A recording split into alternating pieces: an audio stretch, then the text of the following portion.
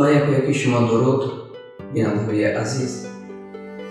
مردی وفات کرد. وقتی نماز جنازه نفری گفت که او از من قرض دارد است و تا قرض را پرداخت نکنم نمیگذارم که نماز جنازه گزارنده شود. در آنجا پسرانش حضور داشتند و با شنیدن این دعوا بهانه پیش آوردند. ما از قرض خبر نداشتیم.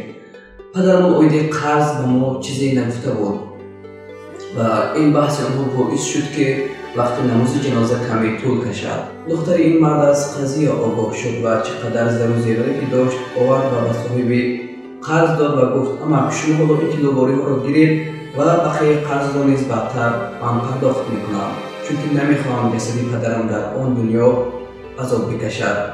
آن مرد پاسخ داد که من از پدر شما قرضدار بودم و تنها میخواستم بفهمم که میراث پدرتان حقی کی است.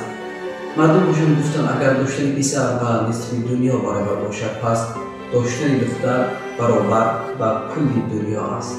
یعنی زیاد در این گونه بانوانی که با وجود اینکه زن هستند ولی که دل و جرأت مردانه دارند هستند، بانوانی که در قول و عمل و در رفتار خود همیشه ثابت و استوار هستند و امید میکنیم که این گونه بانوان، این گونه زنها در جامعه ما زیاد میشوند و باعث میشوند که جامعه ما پیش میرود و نسل نورس در روح خودشناسی، خودآگاهی، وطن دوستی و رفاقت و همدیگر فهمی تربیت میگیرند. سلامت و سربلند باشید.